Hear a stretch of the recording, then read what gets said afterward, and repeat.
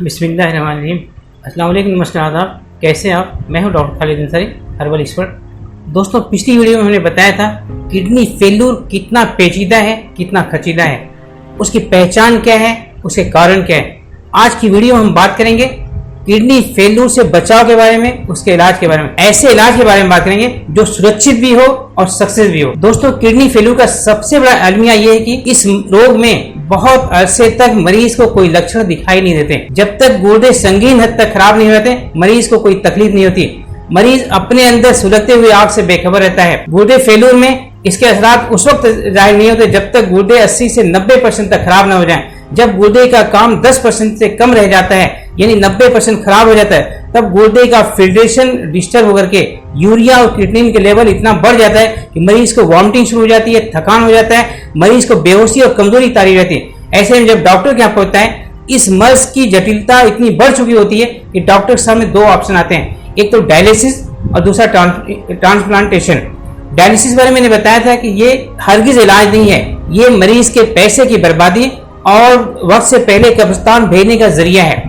जहां तक ट्रांसप्लांटेशन की बात है, ये इतना पेचीदा और इतना खर्चीला चीज है कि इसमें लाखों रुपए खर्च करने के बाद भी इसकी सफलता पे अनिश्चितता बनी रहती है, इसकी कामयाबी में संदेह बना रहता है। ये किडनी ट्रांसप्लांटेशन इतना टफ स्टेज होता है, इसमें गुर्दा देने वाले का, गुर्दा लेने वाले का, दोनों की जिंदगी खराब हो जाती है। मैंने ऐसे मरीज को बहुत करीब से देखा है जहां बड़े भाई ने छोटे भाई का गुर्दा ट्रांसप्लांटेशन के लिए दे दिया और लाखों रुपए खर्च करने के बाद ट्रांसप्लांटेशन हुआ, उसके बाद भी मरीज जो है मर गया।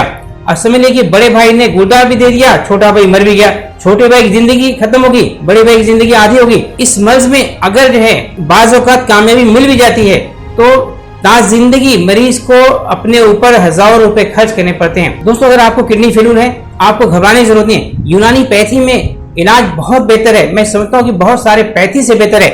अगर किसी का किडनी फेल्यूर हो गया है, अगर डायलिसिस नहीं कराया है, मैं उनको मशवरा देता हूं यूनानी दवाएं अपनाएं। यूनानी दवाओं के जरिए से किडनी फेल्यूर में डायलिसिस की नौबत ही नहीं आएगी। दोस्तों, यूनानी पैथी में दवाएं हैं जो गुर्दे की साख को दोबारा काम लायक बनाती हैं, जो गुर्दे की साख को खराब करने वाले तत्वों को नष्ट कर देती हैं। जो ऐसी दवाएं हैं जो गुर्दे की कोशिकाओं को मरम्मत करने में मदद करके डायलिसिस की जरूरत को रोक देती हैं। दोस्तों, यूनानी पैथी में सबसे बेहतर दवा माजिन उस्बा है। माजिन उस्बा प्यूरीफायर काम करता है, एंटीसेप्टिक काम करता है और जरासीम को नष्ट करता है।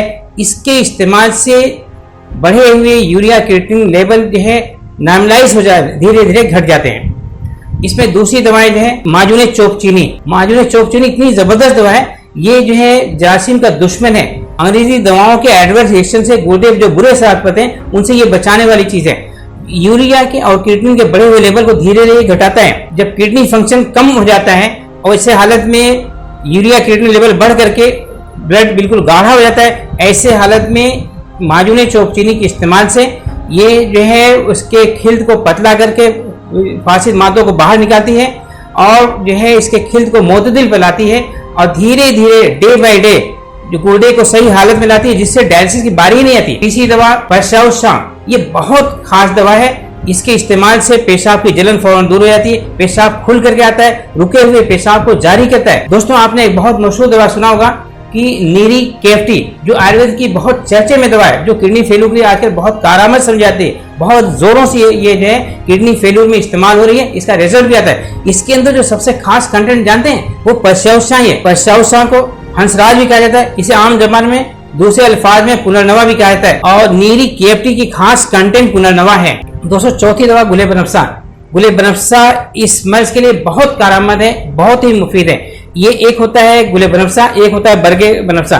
गुले बनफ्सा और बरगे बनफ्सा में जमीन आसमान का फर्क है। गुले बनफ्सा का फेल बहुत कभी होता है। अगर 5 से 7 ग्राम तक रात में आप पानी में 1 गिलास पानी भिगो दें और सुबह मिल छान करके या उसे जोश दे करके सुबह शाम पिए, इंशाल्लाह हफ्ता 10 दिन तक इस्तेमाल करने के बाद आप देखेंगे कि जो नाकारा असर से कारआमद हो गए, आपके गुर्दे के साथ में अच्छा खासा सुधार आएगा और गुर्दे दोबारा काम लायक हो जाएंगे और आप दोबारा एक जो नॉर्मल जिंदगी जी सकते हैं। क्योंकि इसका इफाज है मुंजिज है और मुसिल है। ये गाढ़े खिल जो यूरिया और क्रिएटिनिन की वजह से बिल्कुल गाढ़ा हो जाता है, उसको पतला करके बाहर लाते हैं। यूरिया और क्रिएटिनिन को बाहर खारिज करने का काम करता है और यह इस खिल्द को मोतदिल बनाता है और आप देखेंगे कि इसके इस्तेमाल से चंद दिनों में आप बहुत अच्छा रिजल्ट पाएंगे। ये बहुत ही मुजरिब है, बहुत मुफीद दवा है। दोस्तों ये चंद दवाएं जो मैंने बताया है, एक सबसे पहले जो है माजुन उस्बा को, दूसरे जो है माजुन चोक चीनी, और तीसरा पसाउसाण, और चौथा गुलेब। ये चारों दवाएं बहुत मुजरिब है। मैं इनके रेकमेंड करता हूँ कि आप जो है किडनी फेलियर में इसको इस्तेमाल करें। इंशाल्लाह इसके इस्तेमाल से बहुत अच्छे रिजल्ट पाएंगे। और इसी के साथ मैं अपनी बात को खत्म करता हूँ। अगर किडनी रिलेशन कोई जो है क्वेरी है, कोई डाउट है, हमारे नंबर पे आप रब्ता कर सकते हैं। अगर आपको इलाज के ताल्लुक से बात करना है तो आप इस नंबर पे कंसल्ट भी कर सकते हैं। इसी के साथ मैं अपनी बात को खत्म करता हूँ। शुक्रिया, धन्यवाद। हमारी अगली मुलाकात एक नई वीडियो के साथ। गुड बाय, खुदा।